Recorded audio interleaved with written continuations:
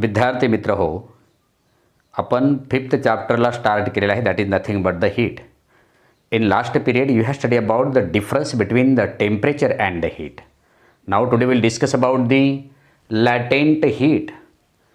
मग आपल्याला या लॅटेंट हीटच्या अंतर्गत जे काय आर्टिकलचा स्टडी करायचा आहे त्याच्यामध्ये मेल्टिंग पॉईंट आहे, latent heat of fusion, specific latent heat of fusion, then boiling point, then latent heat of वेपोरायझेशन and specific latent heat of वेपोरायझेशन. या 5 ते 6 गोष्टीचा आपला स्टडी करायचा आहे. पण हे करत असताना first we consider this some experiment. एक आपल्याला एक्सपेरिमेंटचं डेमॉन्स्ट्रेशन पाहिजे आहे.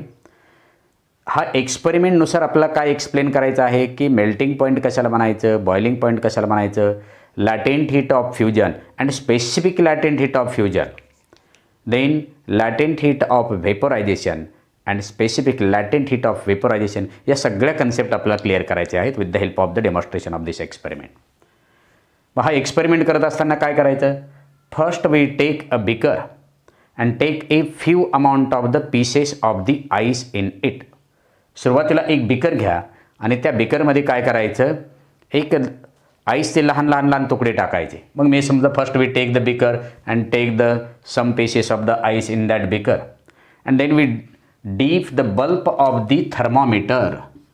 थर्मोमीटरचं काय करायचं आहे, थर्मोमीटरचा जो काय बेस आहे, जो काय बल्ब आहे, तो बल्ब काय करायचा, डीप करायचा इन द आईस पीस. आणि मग आईस पीसमध्ये डीप केल्यानंतर initially you can measure the temperature of that ice. Suppose at 0 time T, या 0 सेकंदाला आपण जो काही टाईम मेजर करणार आहोत, जे टेम्परेचर मेजर करणार आहोत, इथं टाईम दिलेला असेल आणि त्याच्यानंतर इथं टेम्परेचर दिलेलं असेल. या 0 डिग्री सेल्सिअस जेव्हा टेम्परेचर असेल, टाईम 0 सेकंद असेल, मिनिट असेल, तेव्हा टेम्परेचर आपण initial temperature of the ice is 0 degree Celsius measure केलेला आहे. आणि मग initial temperature of that ice is equal to 0 degree Celsius. Then place this beaker on a table and provide the heat with the help of the burner. आणि बर्नरच्या सहाय्याने काय करायची, याला हीट प्रोव्हाइड करायची. हीट प्रोव्हाइड करत असताना प्रत्येक मिनटाला याची रिडिंग घ्यायची. After a 1 minute you can take the temperature of that is equal to how many. मग हे टेम्परेचर डिटरमाइन करायचं. आपण कन्सिडर करू याच्यामध्ये आफ्टर 2 मिनिट्स. खरं तर त्यांनी एक्सपेरिमेंटमध्ये प्रत्येक 1 मिनिटानंतर टेम्परेचर ऑफ दॅट आईसचं किती आहे ते घ्या. When we provide the heat before the heating, when we measure the temperature of that ice it will get 0 degree Celsius. At this time the required time is 0. आणि मग आपण heat provide केली आणि after 2 minute, पुस्तकामध्ये 1 मिनिटामध्ये दिलेलं आहे, पण आपला ग्राफ काढण्याच्या सोयीसाठी आपण केलेला आहे. When we provide the heat and measure the temperature of that ice after 2 minutes. During this period when we provide the heat that ice for 2 minutes, at this time some ice is converted in to the liquid. यामध्ये काय झालं असेल, या 2 मिनिटामध्ये heat provide करत असताना काही आईसचं रूपांतर हे लिक्विडमध्ये झालेलं असेल आणि रिमेनिंग आईस असेल. मग after the 2 minutes when we measure the temperature of that mixture, that is nothing but the ice plus liquid and stirrer it continuously with the help of the stirrer. स्टरच्या साह्याने काय करायचं, हे stir करायचं, हलवायचं continue त्याच्यामध्ये. After 2 minutes when we observe the temperature of that mixture with the help of the thermometer, suppose it will get the temperature is also B 0 degree सेल्सिअसच. परत continue heat provide केली 4 मिनिटापर्यंत, म्हणजे पुढच्या 2 मिनिटासाठी. After a 4 minutes when we observe the temperature of that mixture it will get 0 degree सेल्सिअसच. Again we observe the temperature of that after 6 minute, म्हणजे 2 मिनिटानंतर जेव्हा टेम्परेचर काउंट केलं गेलं तेव्हा त्यावेळेस आपल्याला इथं जे काय ग्राफमध्ये मी करेक्शन करतो आहे थोडंसं, ठीक आहे, हे असं ग्राफ स्ट्रेट लाईनमध्ये मी जेव्हा 6 मिनिटानंतर ऑब्झर्वेशन करेल, at this time temperature of that water is 10 degree Celsius. After 8 minutes when you observe the temperature of that water it will get suppose 20 degree Celsius. आणि हे continuously after 10 degree Celsius it will get 30 degree Celsius. आणि complete इथं मी समजा 22 degree Celsius it will get 100 degree Celsius. जसजशी मी heat provide, continuous heat provide करेल, जेव्हा 4 मिनिटापर्यंत हे जे काही टेम्परेचर आहे ते टेम्परेचर कॉन्स्टंट राहील, त्याच्यामधलं आईस पहिल्या 2 मिनिटामध्ये आईसचं रूपांतर लिक्विडमध्ये होऊ लागेल. काही लिक्विड असेल आणि काही आईस असेल. But when we observe the temperature of that mixture with the help of the thermometer there is no change in it.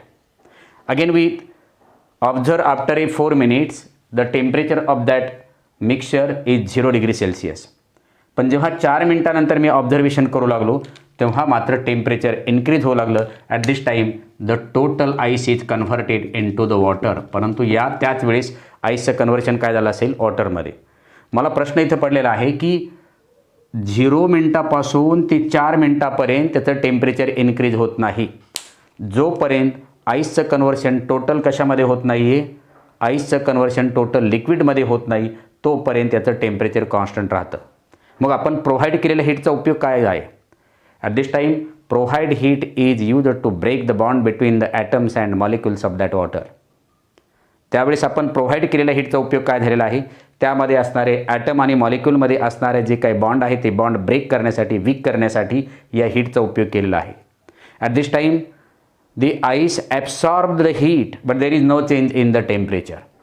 म्हणजे टेम्परेचर रिमेन्स कॉन्स्टंट. या 4 degree Celsiusपर्यंत हे टेम्परेचर काय राहतं, कॉन्स्टंट राहतं. 0 degree Celsiusपर्यंत 4 मिनिटापर्यंत हे टेम्परेचर कॉन्स्टंट राहतं. Which will be depends upon the flame of the burner. खरं तर याच्यामध्ये जास्त वेग जर वाढवला तर लवकर होईल, जर स्पीड कमी केलं तर जास्त मिनिटापर्यंत हे काय राहील, 0 degree Celsius राहील. म्हणजे मला सांगायचं आहे की 0 मिनिटापासून ते 4 मिनिटापर्यंत आपण हीट प्रोव्हाइड करतो. त्यावेळेस काही आईसचं रूपांतर लिक्विडमध्ये होतं, पण जोपर्यंत टोटल त्याचं आईसचं कन्व्हर्शन लिक्विडमध्ये होत नाही तोपर्यंत मात्र हे टेम्परेचर कॉन्स्टंट राहतं. मग त्या प्रोव्हाइड केलेल्या हीटचा उपयोग काय आहे.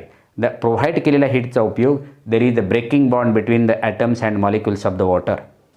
त्याच्यामध्ये बॉन्ड ब्रेक करण्यासाठी, वीक करण्यासाठी उपयोग केला जातो. तेव्हा हे कॉन्स्टंट टेम्परेचर तर राहतं आहे, पण स्टेट मात्र चेंज होते. आणि 4 मिनिटानंतर पाहिलं तर हळूहळू त्याचं रूपांतर काय होऊ लागतं, टोटल लिक्विडमध्ये झालेलं असतं. आणि मग 4 मिनिटानंतर कंटिन्यू हीट प्रोव्हाइड केली तर त्यावेळेस टेम्परेचर स्लोली हळूहळू इन्क्रीज झालेलं असतं, इन्क्रीज होत राहतं. म्हणजे जोपर्यंत त्याची स्टेट चेंज होत नाही ना तोपर्यंत टेम्परेचर कॉन्स्टंट राहतं.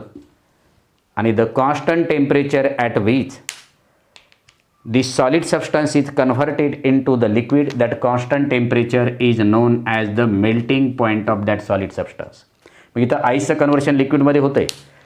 म्हणजे 4 मिनिटापर्यंत हा आईस हीट ॲब्सॉर्ब करतो and that absorb heat is utilized to change the state of the solid substance. इथं ॲब्सॉर्ब केलेल्या हीटचा उपयोग स्टेट चेंज करण्यासाठी झालेला आहे. तेव्हा जे कॉन्स्टंट टेम्परेचर असेल ना त्या कॉन्स्टंट टेम्परेचरला म्हणायचं मेल्टिंग पॉईंट म्हणायचं. म्हणजे the constant temperature at which the solid substance is converted in to the liquid state, that constant temperature of the solid substance is known as the melting point of that substance. मग 6व्या मिनिटाला आपण काय केले, temperature measure केले, ते it will gate 10 degree Celsius. हे असं करत करत 22 degree Celsiusपर्यंत, म्हणजे 22 मिनिटापर्यंत हे मी ऑब्झर्वेशन केलं. पण 22 मिनिटानंतर मात्र टेम्परेचर कॉन्स्टंट राहिलेलं आहे. मग ज्यावेळेस सॉलिडचं रूपांतर लिक्विडमध्ये 0 पासून ते 4थ्या मिनिटापर्यंत टेम्परेचर कॉन्स्टंट आहे 0 degree Celsiusच, तेव्हा इथं जे काही हीट ॲब्सॉर्ब केलेली आहे ना 4 मिनिटापर्यंत, तेव्हा ते फक्त स्टेट चेंज करण्यासाठी केलेले आहे. आणि त्यालाच आपण काय म्हणतो, लॅटेंट हीट ऑफ फ्युजन.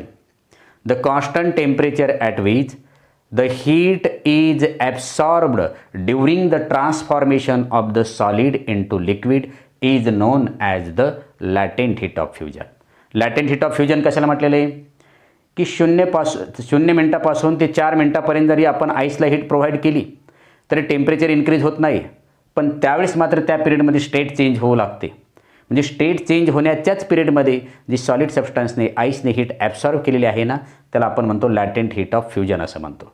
म्हणजे काय म्हणता येईल, the constant temperature at which, काय at which the heat is absorbed, heat absorb केलेली कोणी, आईसने.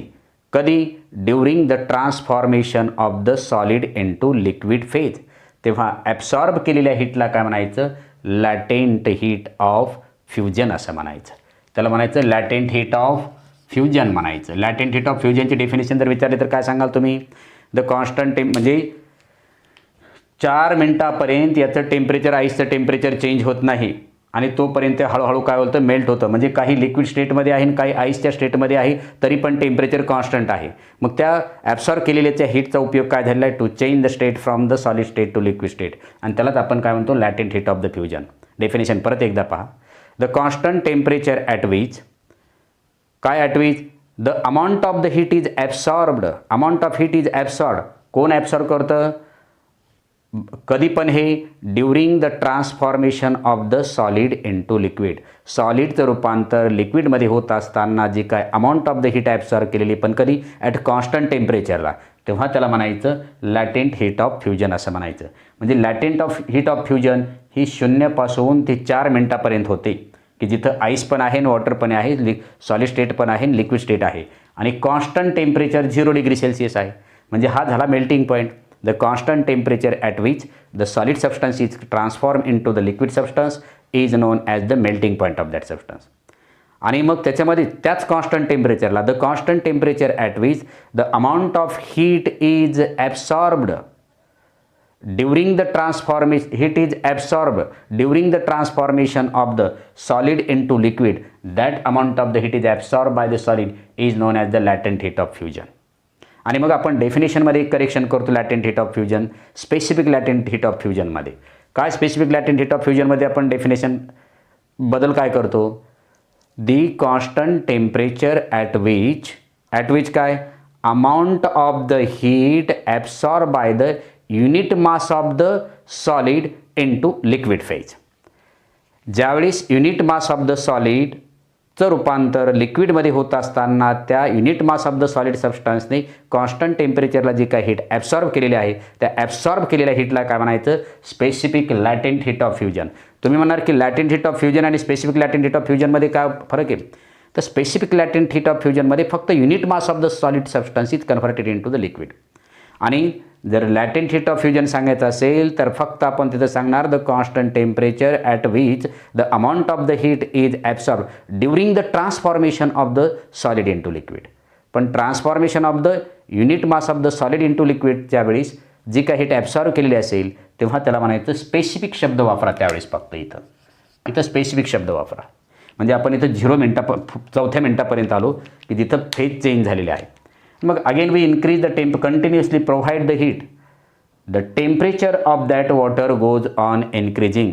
इथं मात्र आता स्टेट एकदा चेंज झाली, लिक्विडमध्ये रूपांतर झालेले, आणि प्रोव्हाइड केलेल्या हीटचा उपयोग काय होतो की each and every molecule of the water absorb the heat and its internal energy goes on increasing. Kinetic energy goes on increasing, internal energy goes on increasing होते. त्यामुळे temperature of the water goes on increasing up to कुठपर्यंत 100 degree सेल्सिअसपर्यंत. प्रत्येक मिनटाला आपण check केली. पण after the 100 degree Celsius when we continue provide the heat to that water, जर heat continue provide केली 100 degree सेल्सिअसच्या पलीकडेही जरी आपण हीट प्रोव्हाइड करण्याचा प्रयत्न केला तर at this time that water is converted in to the vapour. 100 degree सेल्सिअसपर्यंत एकदा का वॉटरचं टेम्परेचर झालं आणि कंटिन्यू आपण हीट प्रोव्हाइड केली तर there is no increasing temperature, only there is change in the state. मग कंटिन्यू जर आपण हीट प्रोव्हाइड करत गेलो 100 डिग्री सेल्सिअस झाल्यानंतरही, तर त्यावेळेस याचं रूपांतर कशामध्ये होऊ लागतं, व्हेपरमध्ये होऊ लागतं. टेम्परेचर मात्र कॉन्स्टंट राहतं की ज्या टेम्परेचरला liquid is converted in to the vapour. पण हे टेम्परेचर कितीही हीट प्रोव्हाइड केली तरी व्हेपरमध्येच रूपांतर होत जातं, पण टेम्परेचर मात्र कॉन्स्टंट राहतं. तेव्हा the constant temperature at which liquid substance is converted in to the gaseous state, that constant temperature of the liquid is known as the boiling point, and boiling point of water is equal to 100 degree Celsius. Melting point of water is 0 degree Celsius. मग 100 degree Celsius temperature झाल्यानंतर continue heat provide करत असताना त्याचं रूपांतर काय कशामध्ये होऊ लागलं, व्हेपरमध्ये. मग व्हेपरमध्ये रूपांतर होत असताना टेम्परेचर जर चेक केलं तर व्हेपरचंही 100 डिग्री सेल्सिअस आहे आणि वॉटरचंही 100 डिग्री सेल्सिअस आहे. म्हणून कंटिन्युअसली जरी आपण हीट प्रोव्हाइड केली तर त्यावेळेस इथं टेम्परेचर कॉन्स्टंट राहत असताना त्या प्रोव्हाइड केलेल्या हीटचा उपयोग काय, at this time that heat is absorb by the water molecule and it is converted in to the gaseous state. Melting पॉईंटची डेफिनेशन बॉइलिंग पॉईंटची डेफिनेशन सांगितलेली. मग इथं नेमकं काय होतं की the constant temperature at which the amount of heat is absorbed कधी होते during the transformation of the liquid into gaseous phase and it is known as the त्यालाच आपण काय म्हणतो लॅटेंट हीट ऑफ त्याला आपण म्हणतो लॅटेंट हीट ऑफ इव्हॅपोरेशन की सॉरी व्हेपोरायझेशन कशाला म्हणतो आपण जेव्हा ज्या कॉन्स्टंट टेम्परेचरला लिक्विडचं रूपांतर गॅसियस स्टेटमध्ये होत असताना टेम्परेचर तर चेंज होत नाही पण amount of the heat absorb केली जाते कशासाठी during the transformation of the liquid into gaseous state तेव्हा जी हीट ॲब्सॉर्ब केलेली आहे ना त्या ॲब्सॉर्ब केलेल्या हीटला काय म्हणायचं लॅटेंट हीट ऑफ व्हेपोरायझेशन परत डेफिनेशन पहा the constant temperature at which the amount of the heat is absorbed during the transformation of the liquid into gaseous state that amount of the heat absorbed by the liquid substance is known as the latent heat of vaporization.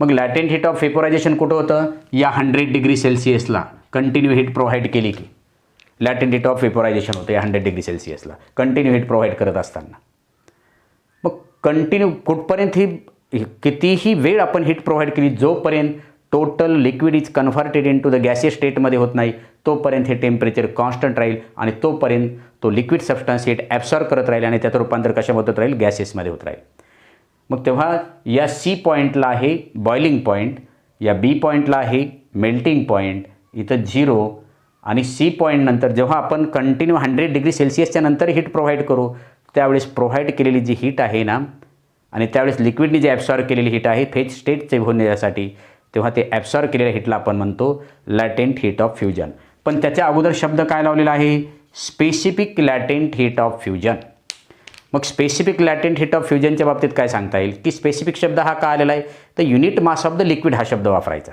परत ती definition the constant temperature at which the amount of the heat is absorbed bye the unit mass of the liquid into gaseous state that amount of the heat absorbed by the liquid substance is known as the specific latent heat of vaporization. हे definition लक्षात आले पाहिजेत म्हणजे आपल्याला याच्यामध्ये सांगायचं आहे melting point कशाला म्हणायचं म्हणजे हे पहा पहिल्या 4 मिनटापर्यंत स्टेट चेंज न होता टेम्परेचर कॉन्स्टंट राहते टाईम तर जातोय आणि टेम्परेचर तर कॉन्स्टंट होतं आहे मग प्रोव्हाइड केलेल्या हीटचा उपयोग काय तर प्रोव्हाइड केलेल्या हीटचा उपयोग होतो स्टेट चेंज होण्यासाठी पण स्टेट चेंज होत असताना टेम्परेचर कॉन्स्टंट आहे कोणत्या स्टेटमध्ये सॉलिडचं लिक्विडमध्ये रूपांतर होत असताना ज्या टेम्परेचरला solid is converted into liquid त्या कॉन्स्टंट टेम्परेचरला मेल्टिंग पॉईंट म्हणायचं मग मेल्टिंग पॉईंट होत असताना हीट जी ॲब्सॉर्ब केली जाते मेल्टिंग पॉईंटच्या वेळेस हीट जी ॲब्सॉर्ब केली जाते सॉलिड सबस्टन्सने त्याला म्हणायचं लॅटेंट हीट ऑफ फ्युजन पण ज्यावेळेस आपण सॉलिड सबस्टन्स तो युनिट मास कन्सिडर करू त्यावेळेस म्हणायचं specific latent heat of fusion परत काय होतं आहे की 4थ्या मिनटानंतर कंटिन्यू जर आपण हीट प्रोव्हाइड केली तर स्टेट तर चेंज झालेली 4थ्या मिनटाला solid is converted into the liquid continue heat provide केली की there is continuously increasing the temperature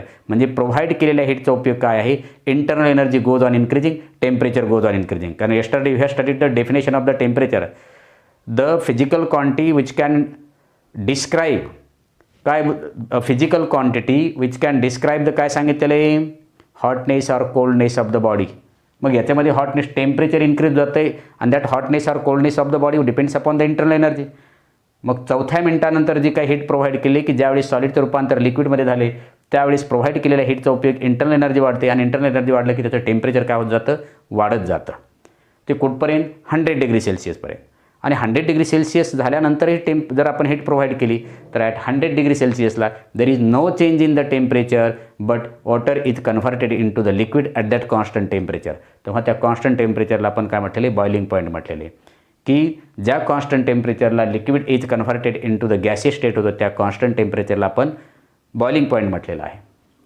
मग त्याच कॉन्स्टंट टेम्परेचरला जी हीट ॲब्सॉर्ब केली जाते कंटिन्युअसली ती हीट ॲब्सॉर्ब करत असताना स्टेट चेंज होण्यासाठी त्या ॲब्सॉर्ब केलेल्या हीटचा जर उपयोग होत असेल तर त्या हीटला आपण काय म्हणतो लॅटेंट हीट ऑफ व्हेपोरायझेशन म्हणतो पण स्पेसिफिक शब्द कधी वापरतो जेव्हा आपण लिक्विड हे युनिट मास कन्सिडर करू आणि त्या unit mass of the liquid सबस्टन्सने स्टेट चेंज होण्यासाठी जी amount of the heat absorb केलेली आहे कॉन्स्टंट टेम्परेचरला, तेव्हा त्या amount of the heat absorb करण्यालाच काय म्हणतो आपण, latent heat of specific latent heat of the व्हेपोरायझेशन.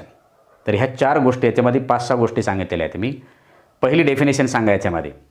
आता स्टेट चेंज होत असताना इथं लक्ष की स्टेट चेंज होत असताना जोपर्यंत आईसचं रूपांतर टोटल लिक्विडमध्ये होत नाही, काही सुरुवातीला होईल तोपर्यंत टेम्परेचर कॉन्स्टंट होईल. जोपर्यंत टोटल आईसचं रूपांतर लिक्विडमध्ये होत नाही तोपर्यंत टेम्परेचर कॉन्स्टंट असतं आणि कंटिन्यू हीट प्रोव्हाइड केली की मग मात्र टेम्परेचर इन्क्रीज होत जातं. तर इथं सगळ्यात पहिली महत्त्वाची गोष्ट मेल्टिंग पॉईंट. परत मी डेफिनेशन सांगतो. The constant temperature at which the solid substance is transformed into the liquid substance, that constant temperature is known as the melting point of that solid substance, where the melting point of the ice is 0 degree Celsius. त्याच्यानंतर आपण latent heat of फ्युजनचे definition पहा. Latent heat of fusion कशाला म्हणतो आपण, की latent heat of fusion is nothing but the constant temperature at which the amount of the heat absorbed कधी during the transformation of the solid into liquid, that absorbed heat by the solid substance is known as the latent heat of fusion. मग specific शब्द कधी लावला, फक्त तिथं आपण सॉलिडचं substance consider केलं आपण. The constant temperature at which the amount of the heat absorb by the unit mass of the solid substance in transform in to the liquid phase. तेव्हा unit mass of the solid substance consider केला ना, त्यावेळेस त्यालाच आपण absorb केलेल्या हीटला म्हणणार specific latent heat of fusion म्हणणार आपण. मग आपण again continuously provide the heat, the temperature of that water goes on increasing until कुठपर्यंत 100 डिग्री सेल्सिअसपर्यंत. पण 100 डिग्री सेल्सिअस टेम्परेचर झालं तरी आपण जर कंटिन्युअसली हीट प्रोव्हाइड केली, at this time there is no increasing the temperature, but at the constant temperature heat continue provide केलं तरी temperature constant राहतं. पण त्या कॉन्स्टंट टेम्परेचरला liquid is converted in to the gaseous state, तेव्हा त्या constant टेम्परेचरला म्हणायचं boiling point of the water असं म्हणायचं. आणि मग बॉइलिंग पॉईंट म्हणजे the constant temperature at which the amount of the heat absorb by the unit mass of the liquid substance transform in to the gases, that amount of the heat absorb by that unit mass of the substance, जी heat absorb केलेली असेल त्याला म्हणायचं latent heat of specific latent heat of vaporization म्हणायचं. तर ज्यावेळेस randomly आपण liquid सबस्टन्सने heat absorb केलेली आहे कॉन्स्टंट टेम्परेचरला आणि कन्व्हर्शन गॅसेसमध्ये झालं तेव्हा लॅटेंट हीट ऑफ व्हेपोरायझेशन म्हणायचं. आणि जेव्हा लिक्विडचं मास आपण कन्सिडर करू unit mass of the liquid substance transform in to the gases, तेव्हा शब्द वापरायचा specific latent heat of evaporation. मग दिस लॅटेंट हीट असो, मेल्टिंग पॉईंट असो, बॉइलिंग पॉईंट असो, depends upon the atmospheric pressure. ह्या सगळ्या गोष्टी जे काय आहेत, लॅटेंट हीट ऑफ फ्युजन असेल किंवा लॅटेंट हीट ऑफ व्हेपोरायझेशन असेल किंवा मेल्टिंग पॉईंट असेल, बॉइलिंग पॉईंट असेल, which will be depends upon the atmospheric pressure. विद्यार्थी मित्र, याच्यामध्ये आपलं फक्त 6 गोष्टी महत्त्वाच्या लक्षात ठेवायचं ना, की मेल्टिंग पॉईंट कशाला म्हणायचं, latent heat of fusion, specific latent heat of fusion, then boiling point, latent heat of vaporization and specific latent heat of vaporization, and this latent heat and melting point and boiling point depends upon the atmospheric pressure. आणि याच्यामध्ये आपल्याला की खरंच atmospheric प्रेशरवर खरंच याचं boiling point आणि melting point depend असतो का किंवा लॅटेंट हीट डिपेंड असतं का, हे आपल्या रेग्युलेशनमध्ये त्याच्यानंतर ॲनॉमलस बिहेवियर ऑफ द वॉटर याच्यामध्ये स्टडी करायचं आहे. तर हा एक्सपेरिमेंट समजून घेणं, त्याच्यानंतर एक्सपेरिमेंटवरच्या रिडिंगवरून काय करणं, ग्राफ काढणे आणि ग्राफवरून एक्सप्लेन करणे. पहिलं इथं घ्यायचं लॅटेंट हीट ऑफ फ्युजन, इथं टेम्परेचर इन्क्रीज, इथं लॅटेंट हीट ऑफ व्हेपोरायझेशन, हा आहे मेल्टिंग पॉईंट, हा आहे बॉइलिंग पॉईंट. CD या ग्राफमध्ये काय होते, लॅटेंट हीट ऑफ व्हेपोरायझेशन होतं. B to C याच्यामध्ये टेम्परेचर इन्क्रीज होतं आणि A to B जे काय आहे याच्यामध्ये लॅटेंट हीट ऑफ फ्युजन होतं आणि या पॉईंटला मेल्टिंग पॉईंट मिळतो. To do stop here.